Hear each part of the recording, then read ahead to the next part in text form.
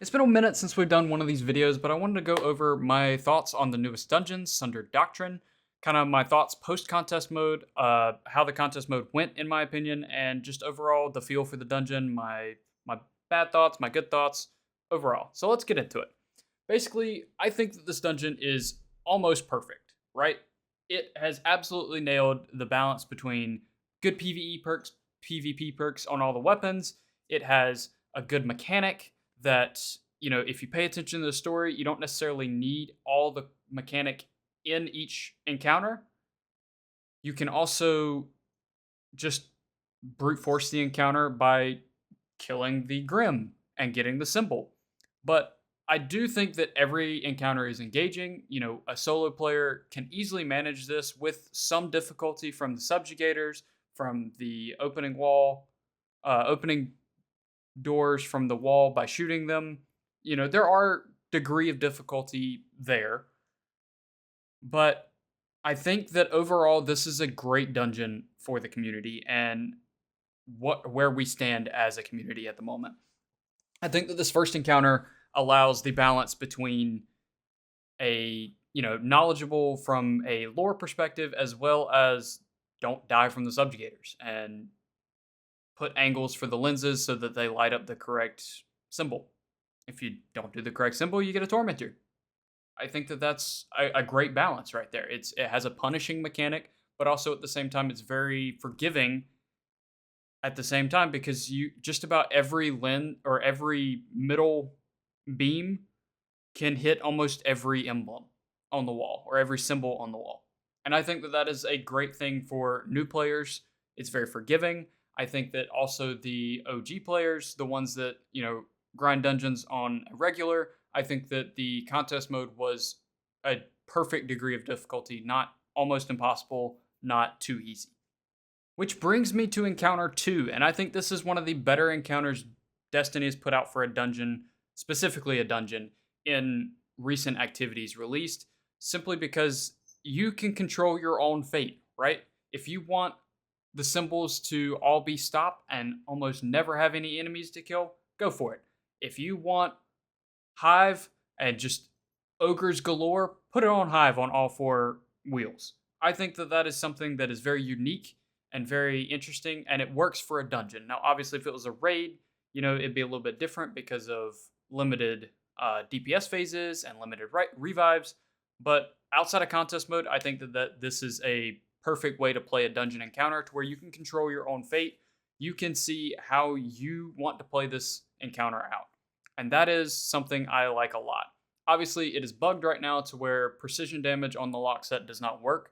So pretty much anything explosive, anything multi-targeting like Anarchy is very good to use. But keep in mind, eventually Sleeper Simulant, Queen Breakers is probably going to be the play just because of the artifact perks this season, the usage of Bolt Charge, the new aspect or the new verbiage for arc subclasses and Prismatic, is also extremely good just because it's an AoE blast and it can hit 2 parts of the lock set at once. Things like that is something I enjoy about this dungeon a lot because you basically can cater it to your own liking, right? I'm over here using a glaive because I'm just having fun. I'm using a gimmick build because I just was tired of contest mode and doing meta, so I put on a glaive and I had fun. That's something that's very unique to dungeons nowadays, and it doesn't feel required like it did in Vesper's Host to sit there and run meta items just to be able to 2-phase a boss. I think that that's really good. I like that there is more mechanic based and not so much, squishy boss or non squishy boss with a billion health. I think that that's something that Bungie can, take a lesson from moving forward with all their activities. I do want to speak briefly on the traversials, the in between encounters of this. I think that they are interesting enough to where they introduce you to a new mechanic along the way. I think that that is something that dungeons should be able to do. If there's a new mechanic, instead of introducing it in the encounter, do it along the way. Right before encounter 2, you are introduced to the wheel of symbols and kind of how to interact with them and how to open the door essentially along with the heightened knowledge, brimming knowledge, and overwhelming knowledge coming back. I think that that is a good way to introduce a different mechanic or reintroduce something that the game hasn't seen in a few years. I think that that's really good. I also think that the puzzles along the wall for the quest line at the moment, which we'll talk briefly on or more in depth on later, not briefly, is something that I enjoy a lot. I think that there is a lot of hidden secrets that can tell a great story to the traversal encounters as well.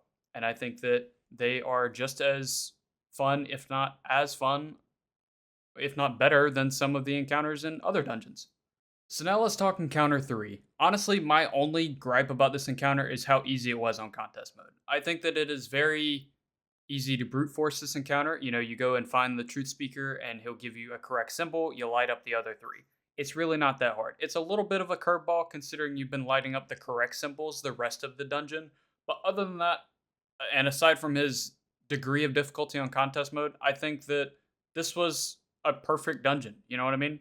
I think that this is something new players can come in and experience how to do before going into Vow of Disciple and kind of learning a little bit more of how the symbols work there as well. Now, granted, those symbols are really just lighting up, you're really just matching them instead of actually interacting with them here in this dungeon. But regardless, I think that this is something that can introduce you into Vow of Disciple and get you familiar with the symbols before you head into that raid with three additional people than your 3-man team here in the dungeon.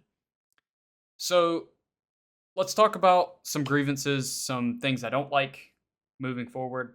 The only thing I don't really like is that's in the dungeon at the moment right now is number one, the armor sets look trash, but most of the armor sets that are in Destiny that look really good are behind a paywall, whether that be Battle Pass / Season Pass or Eververse in general.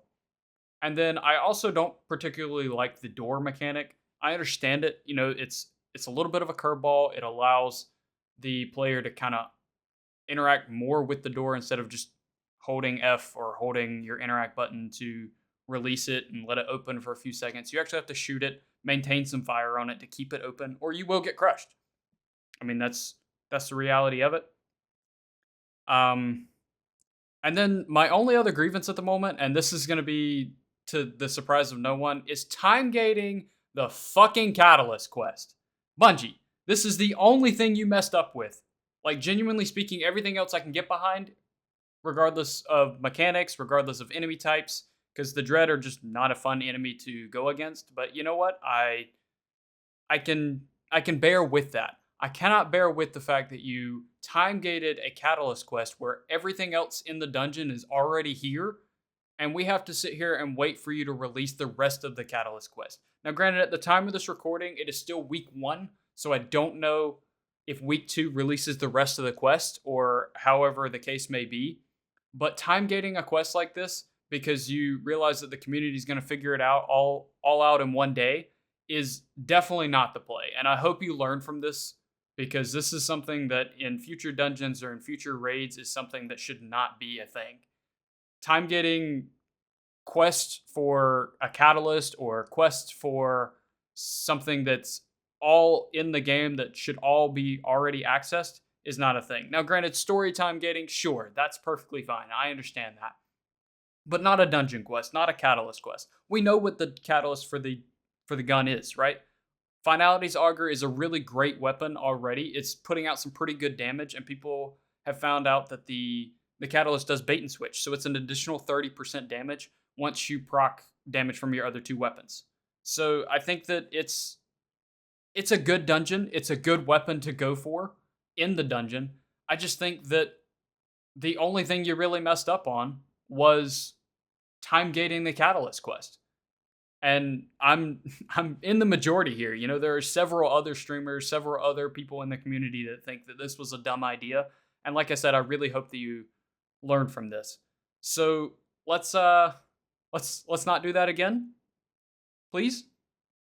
Regardless, I hope you guys enjoyed today's video. I think that it was a great dungeon to do on contest mode.